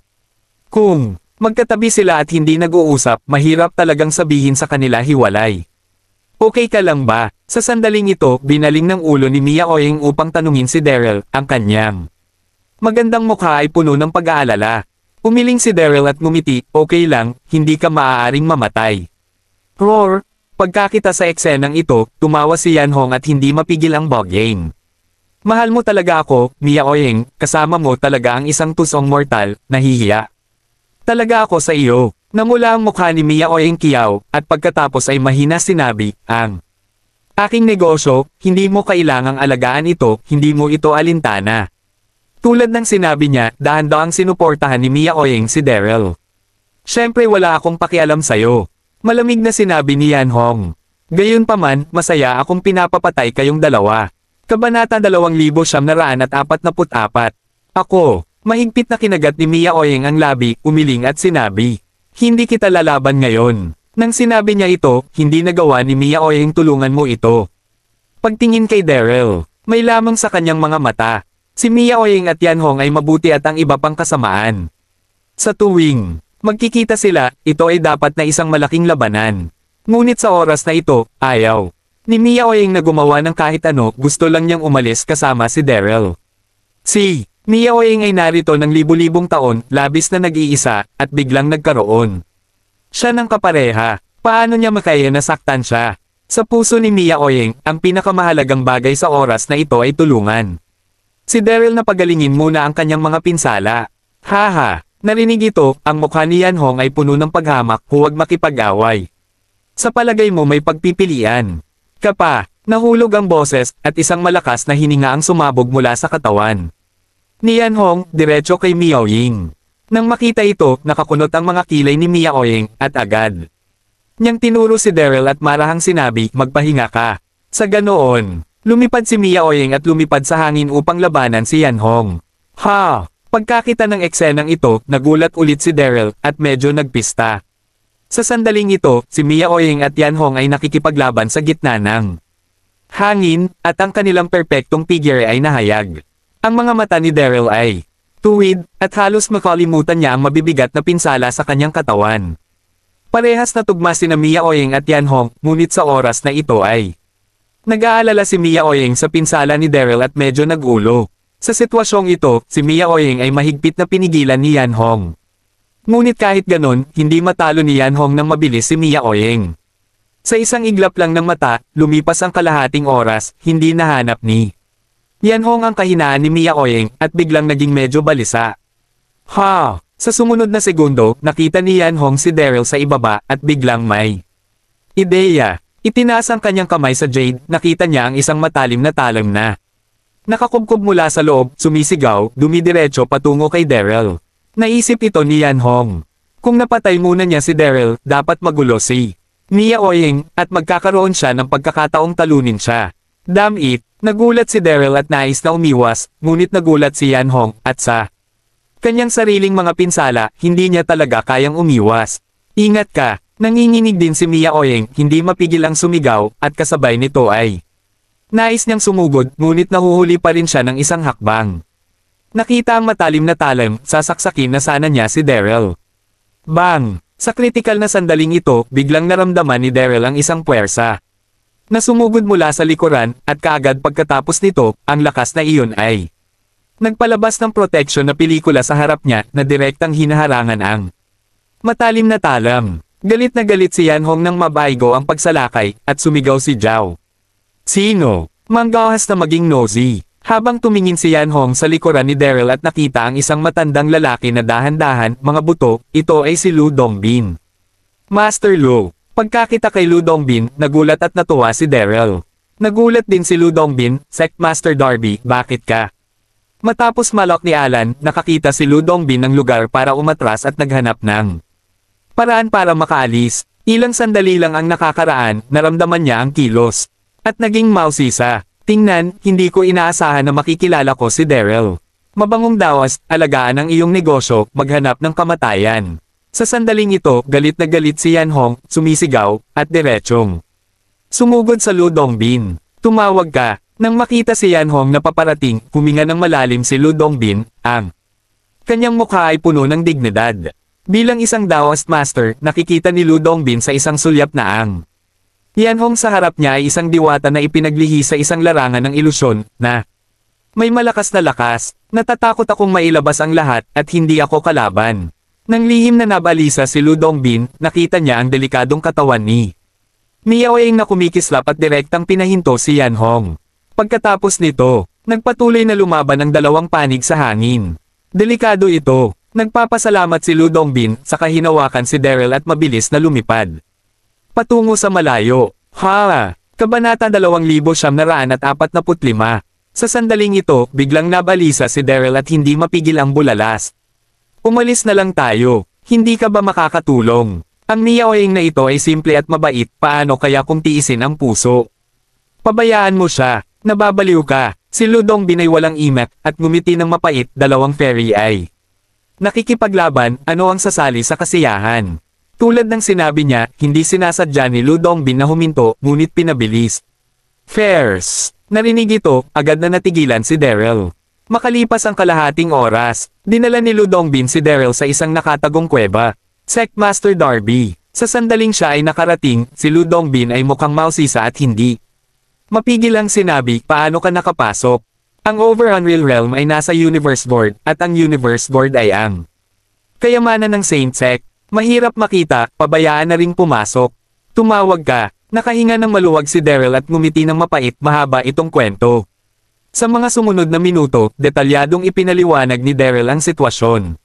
Ganun pala, nang malaman ang sitwasyon, tahimik na tumango si Lu Dongbin, at pagkatapos ay sinabi, mayroon akong paraan upang maibalik ang panloob na lakas ng pamilyang Carter. Ngunit, ito ay masyadong ilusyon, madaling makapasok, ngunit ito ay mahirap lumabas sapagkat ito ay isang malayang puwang. Maliban kung ang iyong lakas ay umabot sa kakayahang baguhin ang puwang na ito, hindi ka makakalabas. Ha! Nanlaki ang mga mata ni Daryl at natigilan siya. Pagkatapos nito, sinubukan ni Daryl na kalmayan ang kanyang sarili at tiningnan si Lu Dongbin at sinabi, hindi ito mapigilan ni Dao Master Lo. Kung mayroon ako, maaari pa ba ako dito? Mapait ang mukha ni Lu Dongbin. Ayan yun. Sa sandaling ito, si Daryl ay naupo sa lupa, nais na umiyak ng walang luha. Naisip ko na sa pamamagitan ng paghanap ng Lu Dongbin, makakaya kong umalis sa ilusyong kaharian at tulungan si Yvette at ang mahusay makuha ang kanilang lakas. Ngunit hindi kailanman inaasahan na si Lu Dongbin ay matrap din dito. Tama. Matapos ang ilang minutong katahimikan, biglang may naisip si Daryl, "Daw Master, ngayon mo lang sinabi na sina Mia Oyeng ay kapwa diwata." "Ano ang mga diwata?" Hinaplos ni Lu Dongbin ang balbas at marahang sinabi, "Ang diwata ay hindi tao, ngunit lumaki sa pagitan ng langit at lupa. Ang dalawang kababaihan ngayon ay mga diwata na espirito sa ilusyon na lupain. Isa sa mabuti at sa iba pang kasamaan. Dapat mayroong away kapag nagkita sila at ang laban sa pagitan nila ay hindi isang bagay na maaari naming makagambala." Panipi. Ito. Nang marinig ito, nagulat ang puso ni Daryl, matagal mabagal ngunit ang Diyos. Kasabay nito, ito ay medyo nasilaw. Ito ay naging ganito. Hindi nakapagtataka na si Mika Oyeng ay walang kasalanan tulad ng isang piraso ng puting papel at ang lakas ng Yanhong na iyon ay sumisindek. O sige. Sa oras na ito, tinapik ni Lu Dongbin si Daryl sa balikat, ligtas ito. "Pansamantala, nagpunta ako upang magnilay at unawain, at maaari mong pagalingin ang iyong mga pinsala." Sinabi niya, nagpunta siya sa kailaliman ng kuweba. Tumanggo si Daryl, umupo na naka-crossleg, at sinimulang pagalingin ang kanyang pinsala. Ang Yanhong na iyon ay masyadong walang awa. Sa kabutihang palad, mayroon siyang proteksyon sa katawan kung hindi man, namatay sana siya sa kanyang mga kamay. Hindi namamalayan, makalipas ang ilang oras, halos mabawi ang pinsala ni Daryl. "Tumawag ka." Sa sandaling ito, huminga ng malalim si Daryl at binuksan ang kanyang mga mata upang tumayo. Bigla, may narinig siyang bahagyang tunog ng mga yabag na nagmula sa labas ng yungib. Biglang naging alerto si Daryl, hindi ba Yanhong ang nagpunta dito? Dahil dito, sa pagbukas niya ng pinto, natigilan si Daryl. "Nakita ko ang isang kaakit-akit na figure na dahan-daang darating na may bakas ng pag-aalala sa kanyang magandang mukha. Ito ay si Mia Oyeng. Kumusta ka?" Masayang-masaya si Mia Oyeng nang makita si Daryl, at lumakad siya at hinawakan ang braso ni Daryl. "Nag-aalala ako tungkol sa iyo ngayon lang. Naghanap ako ng maraming lugar at sa wakas natagpuan ka." "Oo." Daryl ay natakpan. Matapos ang pag-alis ni Lu Dongbin, si Mia Oyeng at Yanhong ay matinding nag-away ng mahabang panahon, ngunit ang resulta ay katulad ng dati, wala sa kanila ang may magawa tungkol sa iba pa, kaya't wala ito. Ngunit naisip ni Mia Oyeng ang tungkol kay Daryl, kaya't tumingin siya sa paligid, at sa wakas natagpuan ang kuweba na ito. Kabanata 2946. Si Daryl ay naantig sa pag-aalala ni Mia Oyeng, at ngumiti siya at sinabi, "Mabuti ako, nakakaalala ka." Sa oras na ito, narinig ni Lu Dongbin sa yungib na ang paggalaw ay lumabas. "Ha!" Nang makitang papalapit si Mia Oyeng, nagbago ang ekspresyon ni Lu Dongbin. Iniisip na pinukaw ni Daryl ang diwata. Ngunit nang makita ang 2 taong sobrang lapit, tulala si Lu Dongbin. Hindi nagtagal, nagreaksyon si Lu Dongbin at hindi mapigil ang sabihin, "Alam mo, ibinuka ni Daryl ang kanyang bibig at magsasalita na sana, ngunit si Mia Oyeng ay may isang hakbang na mas maaga. Siyempre alam ko, siya ang aking tao." Nakangiting sabi ni Mia Oyeng. Nakahawak sa braso ni Daryl na may inosenteng mukha. "Ano?" Nagulat ang puso ni Lu Dongbin, at natigilan ang kanyang buong katawan. Lalaki ba ni Daryl? Napahiya si Daryl, ngunit hindi niya alam kung paano ito ipaliwanag. Kahit na si Mia Oyeng ay isang engkanto, ngunit ang nakikita mong pagligo ay mahalaga para sa kanyang sariling reputasyon. Paano mo masasabi ito? Haha. Sa wakas, si Lu Dongbin ay gumanti at ngumiti. Ang sekta na si Master Darby ay karapat-dapat na maging isang bayani ng mainland. Kahit na ang mga diwata ay labis na minamahal ka. Nakakatuwa ito. Matapos magsalita, tila may naisip si Lu Dongbin, ang kanyang namulat ang mga mata at tiningnan ito. Lihim na umiling si Mia Oyeng. Tumingin si Daryl sa kanyang mga mata at hindi mapigil ang tanungin, "Ano ang problema?" Bigla akong nag-isip ng isang paraan upang makalabas dito. Ang daing ni Lu Dongbin, at dahan-dahan na sinabi, ang 2 palad ay parehong pinaglihi mula sa hindi mailusyon na kaharian. Sama-sama, sila ay sapat na upang baguhin ang puwang na ito. Speaking of this, Lu Dongbin ay mukhang malungkot, ang Mia Oyeng na ito, na may isang mabait na puso, ay handang tumulong sa amin. Isa pa lamang ito, siya ay likas na kasamaan, kaya't mabuti kung hindi tayo guluhin. Ito, pagdinig ito, si Daryl ay nakalock din sa isang masikip na kandado, lihim na nababalisa. Hindi nagtagal, may naisip si Disrael at tinanong si Lu Dongbin, daw master. Mayroon ka bang paraan upang harapin ang Yanhong na iyon? Mapait na ngumiti si Lu Dongbin at umiling, ang walang kamatayang espiritu ay malakas, at ikaw at ako ay parehong malakas. Ang kalaban, siya lang ang makakapantay nito. Panipi. Matapos sabihin ang huling pangungusap, tinuro ni Lu Dongbin si Mia Oyeng. Natigilan si Daryl, walang magawa. Maaaring itugma ni Mia Oyeng si Yanhong, ngunit ang dalawang panig ay nakikipaglaban dito sa loob ng libu-libong taon, at walang tagumpay o pagkatalo. Ayan na, nagmamadali, tumingin si Daryl sa paligid ng kuweba at biglang may ideya. Saka lumakad at nagsimulang maglagay ng mga bato. Oo, si Daryl ay gagawa ng isang porma sayon. Master Darby, ano ang ginagawa mo? Ano ang ginagawa mo sa bato? Sa sandaling ito, kapwa nagtanong sina Lu Dongbin at Mia Oyeng. Ngumiti si Daryl at sinabi, ayusin ang paraan ng pagbuo, at pagkatapos ay bitagin iyon kay Yanhong, na pinipilit siyang isumite. Ito, si Lu Dongbin ay hindi maaaring tumawa o umiyak, paano mo siya mahuhuli sa isang maliit na pamamaraan ng pagbuo. Kung napakadali, hindi na ako magtatago. Bahagyang ngumiti si Daryl, syempre hindi ito nakasalalay sa pamamaraang mag-iisa, ngunit paano kung ang kapangyarihan ni Mia Oyeng ay pinagpala sa pamamaraang porma sayon? Nang sabihin ito, mukhang tiwala si Daryl, ngunit siya ay medyo kinakabahan.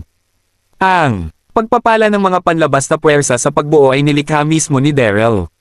Walang tala, sa pagbuo ng Bai Chi Shen, at walang sino man ang gumawa nito sa loob ng libu-libong taon sa mainland. Kahit na ang mga nakamit ni Daryl ay umabot sa isang estado ng culmination.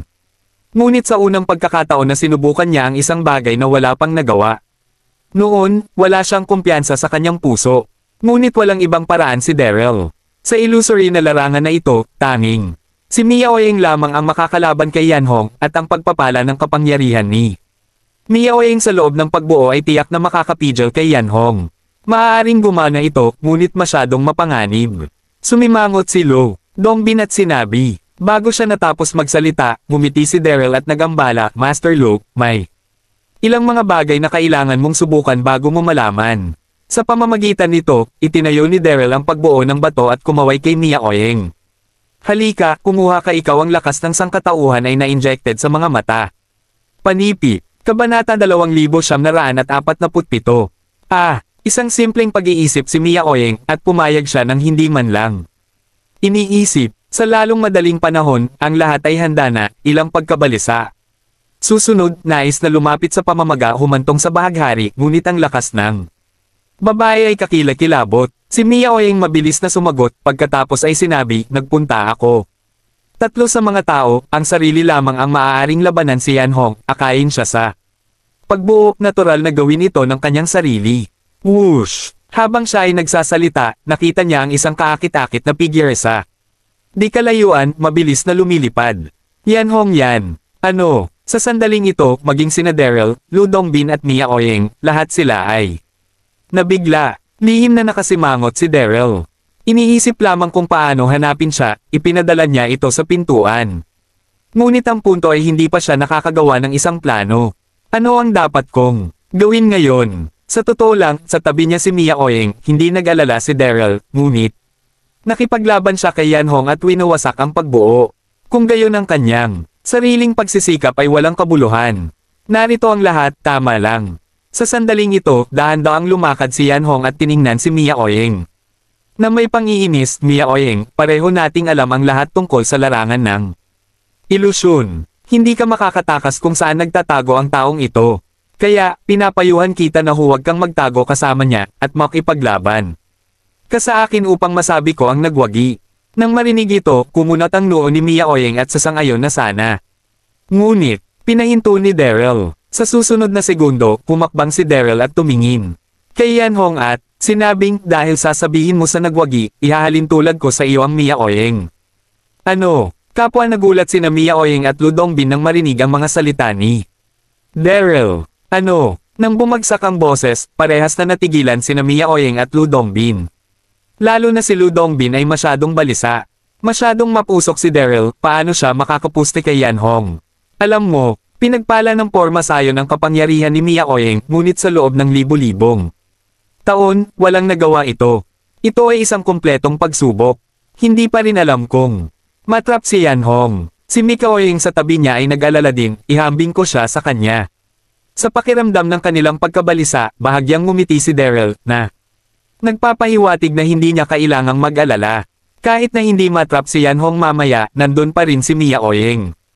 Kasama niya, hindi siya mapapahamak. Ikaw. Sa sandaling ito, si Yan Hong ay tumingin kay Daryl pataas at pababa, hindi. Maitago ang kanyang paghamak, ang aking natalo na tao lamang na hindi rin makaya. Ang aking tatlong galaw, hindi ka kwalipikadong ihambing sa akin. Panipi, tumawag ka, ang Daryl, tapang at sinabi, ako ay tiyak na hindi mo kalaban, gayon paman. Miao Ying ay ang aking babae, kailangan kong makipag-usap sa kanya. Sinabi, nagniningning na mata ay tumingin sa hangin sa bundok Yan Hong. Maglakas loob ka makipagpusta sa akin. Taya, si Yan Hongxiu ay nakakunot ang kanyang mga kilay at nginisyan, hindi ko. Nakikita na medyo matapang ka. Okay, sabihin natin, anong pusta? Ngumiti ng bahagya si Daryl, sinindihan ang isang sanga at ipinasok sa lupa. Pagkatapos ay lumakad sa nakaayos na pormasayon at malakas na sinabi, napakasimple. Bago masunog ang sangay na ito, kung mahuhuli mo ako, kahit nataunan ako, kung talo ako, iiwanan ko sa iyo. Ngunit kung manalo ako, ikaw ay magiging lingkod ko. Nang bumagsak ang boses, nagbago ang magandang mukha ni Yan Hong, at galit. Nagalit siya, boy. Sa sumunod na segundo, mahigpit na nakakandado ni Yan Hong si Daryl, at malamig na sinabi, ito ang iyong sariling kamatayan. Huwag mo akong sisihin sa pagiging malupit ko. Bumagsak ang boses, nag-flash ang katawan ni Yan Hong, at lumipad siya. Kabanata 2948. Bagaman si Yan Hong ay may isang malupit na tauhan, siya ay isang engkanto. Pagkatapos ng lahat na may simpleng pag-iisip, sa kanyang puso, si Daryl sa harap niya ay isang mortal lamang, at ang kanyang sariling natalo na general. Kahit na mayroong manunood na si Mia Oying, ngunit sa kanyang sariling lakas. Madali itong patayin si Daryl. Haha, nakatingin kay Yan Hong na nagmamadali, ngumiti si Daryl, at tuwang-tuwa ang kanyang puso. Napakadaling lokohin, inosente talaga itong Yan Hong. Nakatayo sa labas, lihim na nag-alala si Lu Dongbin. Ang mga pormasyong inilagay ni Daryl ay ganap na maayos, ngunit hindi pa rin alam kung matrap si Yan Hong. Boy, mamatay ka. Sa sandaling ito nang siya ay sumugod sa pormasayon, hindi man lang nag-atubili si Yan Hong, sumisigaw, at sinampal ng palad si Daryl. Ngumiti ng bahagya si Daryl, at agad na umatras, naiwas sa palad na mapanganib, at sabay na tahimik na binigkas ang formula na apakan ang direksyon sa ilalim ng kanyang mga paa, at inilayo ang layo mula kay Yan Hong. Sa oras na ito, tila kalmado si Daryl, at siya ay sobrang nagulo. Ang lakas ng Yan Hong na ito ay talagang nakasisindak kung walang pormasayon. Natatakot akong seryosong saktan ng palad na ito ang kanyang sarili. Whoosh! Nang makita si Daryl na iniiwasan ang sarili, kumunat ang mga kilay ni Yan Hong. Labis na nagulat. Imposibleng iwasan ito. Sa kanyang lakas, paano posible na iwasan ang isang palad niya? Di nagtagal, nag-react si Yan Hong, naniniwalang maswerte si Daryl sandali. At muling umatake. Gayunpaman, makalipas ang ilang minuto, napagtanto ni Yan Hong na may mali. Malinaw na nasa harapan niya si Daryl, ngunit bumilis siya, ngunit hindi niya siya maabutin. Hindi lamang iyon, napansin ni Yan Hong na ang mga nakapaligid na bato ay napakakakaiba, at gaano man sila gumalaw, tatayo sila sa harap niya. Maaaring ito ang problema sa mga batong ito.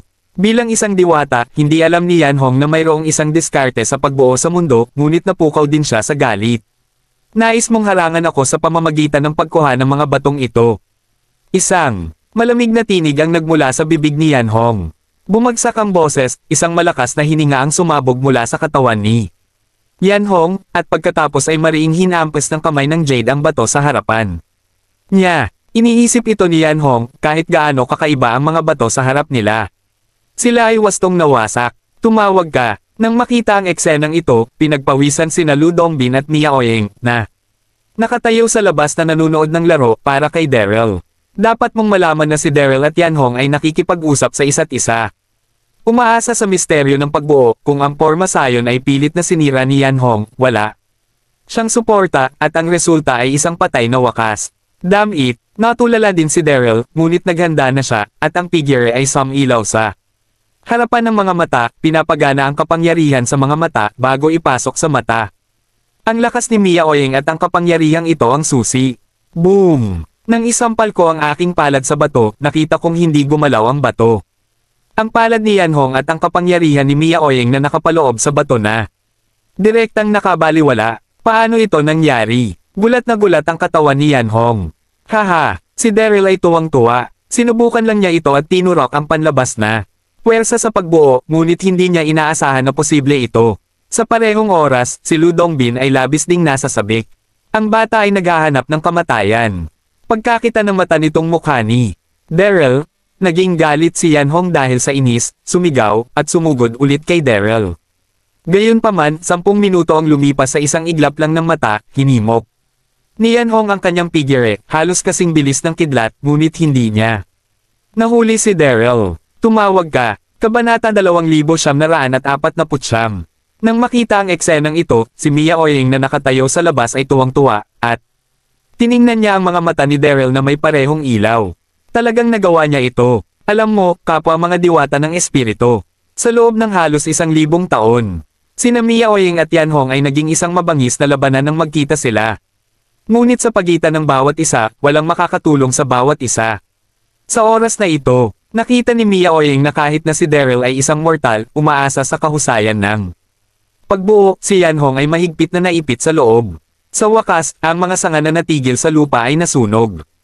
Tumawag ka. Huminga ng malalim si Daryl, tumayo pa rin, ngumiti kay Yanhong at sinabi. Lumipas na ang oras, nawala ka na. Ang magandang mukha ni Yanhong ay puno ng galit, ngunit tumingin siya sa mga nasusunog na sanga, ngunit wala. Gumanti siya, titig na titig kay Daryl ng may pares ng mga mata, hindi makapagsalita. Sa oras na ito, ayaw ni Yanhong at magalit. Ang bata na nasa harapan niya ay malinaw na hindi kalaban niya, ngunit nakakahiya na asarin ang sarili sa pamamagitan ng isang tumpok ng mga bato. Yanhong. Sa oras na ito, nagpakita ng ngiti si Daryl, at dahan-daang sinabi kay Yan. Hong, dahil gumawa ka ng pusta, kailangan mong magsalita at magbilang, hindi mo ba? Ito tatanggihan. Sa pamamagitan nito, dahan-daang lumakad si Daryl sa labas ng pagbuo. Naglakad sa harap ni Yan. Hong, nais kong umamin ng pagkatalo, mula ngayon, ikaw ay magiging lingkod ko. Boom! Narinig ito, ang magandang mukha ni Yanhong ay agad na walang dugo. Bilang isang engkantada, si Yanhong ay hindi lamang malupit, ngunit napaka mayabang. Ang pagiging isang lingkod sa isang mortal ay mas hindi komportable kaysa sa pagpatay sa kanya. Nang makita ang malungkot at nakakatakot na mukha ni Yanhong, nagmamadaling lumabas si Mia Oyeng at sinabi, Yanhong, nais kong tumaya at matalo, ngunit kung ayaw mo, hindi namin ito pipilitin, ngunit hindi ka pinapayagan na guluhin siya muli. Sa hinaharap, seryoso, ayaw gamambala ni Mia Oyeng, ngunit natatakot siyang saktan niya si Daryl. Ito, nagmamadali si Daryl, at kumurap kay Mia Oyeng ng palihim upang hindi gaanong magsalita. Alam mo, upang matrap si Yanhong, kumuha ako ng malaking peligro. Kung hindi ko ito binitawan, masasayang ang dati kong pagsisikap. Alam ni Daryl na ginawa ito ni Mia Oyeng sapagkat natatakot siya na magalit si Yanhong at saktan ang kanyang sarili. Ngunit nang masabi iyon, hindi niya maiwan ang hindi mailusyon na lupain. Kahit na mabuhay siya ng maayos, wala itong katuturan. Sa pag-iisip tungkol dito, palaging binibigyang pansin ni Daryl ang mga pagbabago sa ekspresyon ni Yanhong. Tumawag ka. Sa sandaling ito, huminga ng malalim si Yanhong, tumingin ng malamig kay Mia Oyeng, at malamig na sinabi, ginagawa mo ba akong kontrabida? Masyado mo akong minamaliit. Sinabi ni Yanhong kay Daryl, okay, ako ang magiging lingkod mo. Panipi. Mahigpit na kinagat ni Yanhong ang kanyang labi nang sabihin niya ito. Labis na nahiya ang kanyang puso, hindi maitago ng kanyang magandang mukhaang kanyang kaiabangan, labis siyang nasiyahan. Sa totoo lang, tatanggi si Yanhong. Imposible para sa kanya na yuko ang kanyang ulo sa isang mortal, ngunit ang mga salita ni Mia Oyeng ay lubos na pinasigla. Siya, sa loob ng libu-libong taon, itinuring ni Yanhong si Mia Oyeng bilang isang nakamamatay na kalaban. Kung sinabi ni na Daryl at Lu Dongbin, hindi ito bibigyan ng puso ni Yanhong, ngunit nang sabihin ito ni Mia Oyeng, hindi agad ito nakatiis ni Yanhong. Ang sino mang hamakin ang sarili ay huwag kailanman magmumukha kay Mia Oyeng. Masasabing nakayuko ang ulo ni Yan Hong kay Daryl dahil sa sinabi ni Mia Oyeng. Haha, nang makita si Yan Hong na kumawala sa kanyang dignidad, tuwang-tuwa si Daryl nang umiti siya at sinabi, dahil naging lingkod mo ako, makikinig ka sa akin. Sa hinaharap, alam mo, labis na hindi nasisiyahan si Yan Hong, ngunit walang sasabihin, mababa. Sinabi niya, nakikita ko, guro. Sectmaster Darby. Sa oras na ito, nag-react si Lu Dongbin, hindi maitago ang kanyang panloob. Nakaguluhan, ang sekta na si Master Darby ay talagang henyo, hindi ko inaasahan. Kung magtatagumpay ka talaga, ipasok ang panlabas na puwersa sa pagbuo. Sa loob nito, lumikha ito ng isang huwaran. Panipi. Nang sinabi niya ito, ang mga mata ni Lu Dongbin ay puno ng paghanga. Bilang isang master ng henerasyon ng Dao Sect, masasabing luluban sa nakaraan at kasalukuyan, ngunit hindi niya naisip na baguhin ang pormasyong nilikha ng kanyang mga hinalinhan. Pagkatapos ng lahat, ang pamamaraang ito ay masyadong mapanganib at kung hindi tapos na, ito ay matrap ng pagbuo. Ngunit si Daryl sa harapan niya talaga ang gumawa nito, hindi lang ito ang nagawa, ngunit pinilit din na sumuko si Yan Hong. Kabanata 2950. Narinig ito, ang hitsura ng hangin ng kapakumbaban, pinuri ni Lu Liao ang mahabang kalsada, sinubukan ko lang, hindi inisip na talagang matagumpay, maaaring maituring na isang swerte. Tumawag. Pakikinig sa kanilang pag-uusap, si Yan Hong ay tahimik na tahimik, at sa parehong oras ay hindi mapigil ang tumingin sa pagbuo ng bato, palihim na nakakunot. Ang noo. Anong mahiwagang bagay ang naruroon sa mga batong ito, maaari talaga nilang makuha ang sarili. Yan Hong. Habang iniisip niya ito, lumakad si Daryl at ngumiti ng bahagya, dahil naging lingkod mo ako, huwag kang magsisi. Ngayon kailangan ko gumawa ng isang bagay. Para sa akin. Ano ang problema? Mahinang tumugon si Yan Hong nang walang kahit konting pagindayog sa magandang mukha. Siya ay may isang mapagmataas na pagkatao, kahit na handa siyang tumaya at matalo at maging lingkod ni Daryl, hindi siya maaaring magalang. Ito ang kanyang likas na katangian. Tumawag ka. Huminga ng malalim si Daryl, hindi diretsong sumagot, ngunit ikiling ang kanyang ulo upang tumingin kay Lu Dongbin. Napakadali nito. Sumulong si Lu Dongbin, hindi maitago ang kanyang kaba. At sinabi kay Yan Hong, kami ni Mai Oyeng, Daryl ay aalis dito. Mahirap ilabas ito. Sa aming lakas na mag-isa, at kayo ni Mia Oyeng ay pareho. Ang espiritual na enerhiya dito ay nabago, at kung tayo ay magtutulungan, tayo ay magtatagumpay. Nang sinabi niya ito, ang mga mata ni Lu Dongbin ay puno ng pagpipilit. Ano? Narinig ito, biglang nagbago ang magandang mukha ni Yan Hong, nakakunot ang noo at nakatingin kay Mia Oyeng sa tabi niya, puno ng resistensya ang mga mata. Ang aking sarili at si Mia Oyeng ay palaging hindi tugma sa bawat isa, at ang pagsali sa mga kamay ay ganap na imposible. Nang makita ang kanyang ekspresyon, hindi mapigilan ni Daryl na sabihin. Bilang isang lingkod, kailangan mong suwayan ang aking mga utos. Kinagat ng mariin ni Yan Hong ang mga labi nang marinig ito, ngunit tumango. Ito, whoosh! Nang bumagsak ang boses, ang maselang katawan ni Yan Hong ay sumilay at direktang lumipad sa kalangitan. Nang makita ang eksenang ito, nagpakita si Daryl ng kaunting ngiti, at kasabay nito ay medyo emosyonal ang naramdaman niya. Ang Yan Hong na ito ay talagang mahirap makontrol, at tila kakailanganin mo ng mas maraming pagsasanay sa hinaharap. Sa pag-iisip tungkol dito, ngumiti si Daryl kay Mia Oyeng at sinabi, Mia Oyeng, nakakagulo. Mabait ang loob ni Mia Oyeng at naintindihan kung ano ang ibig sabihin ni Daryl. Matapos ang isang tugon, ang kanyang figure ay tumaas ng mahina at nagsama sa Yan Hong sa kalangitan.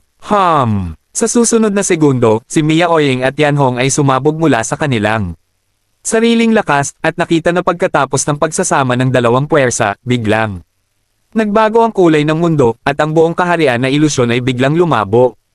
Tulad ng isang magulong mundo. Nakita ni Daryl na ang nakapalibot na mga bundok, ilog at lawa ay naging ilusyon din, tulad ng mga panaginip. Karapat-dapat na maging isang engkanto, ang kapangyarihang ito ay masyadong malakas. Bagaman naghanda siya sa kanyang puso, laking gulat pa rin ni Daryl nang makita ang eksena sa harapan niya. Tumawag ka. Nagulat din si Lu Dongbin sa tabi niya. Ang langit at ang lupa ay dumidilim, at pagkatapos, sa walang katapusang gulo sa itaas ng ulo, isang nakasisilaw na ilaw ang tumago sa kalangitan. At sa lupa at direktang inaasahang papunta sa lupa na hindi kalayuan. Mabilis, pagkakita ng sinag ng ilaw, nagmadaling sumigaw si Lu Dongbin, at saka sumugod muna. Hindi ito maisip ni Daryl, ngunit pagkatapos nito, alam niyang ang sinag ng ilaw na ito ang kakanyahan ng kapangyarihan ni Yan Hong at Mia Oyeng, at maaari niyang kunin ang kanyang sarili at si Lu Dongbin na umalis dito. Sa sandaling pagpasok niya sa sinag ng ilaw, nakaramdam lamang si Daryl ng isang kakaibang lakas, ganap na binalot ang kanyang sarili, at kaagad pagkatapos, gamaan ang kanyang katawan at direkta siyang naipadala. Tuldok tuldok tuldok tuldok tuldok tuldok tuldok. Sa sandaling ito, ang kabilang panig. South Cloud Palace, Shangwo Hall. Ang Shangwo Palace ay ang lugar kung saan sinubukan ng pamilyang imperyo ng South Cloud ang paglilinang ng mga maharlikang disipulo. Sa oras na ito, maraming tao ang nagtipon sa Shangwo Palace, at ang kapaligiran ay labis na nakalulungkot.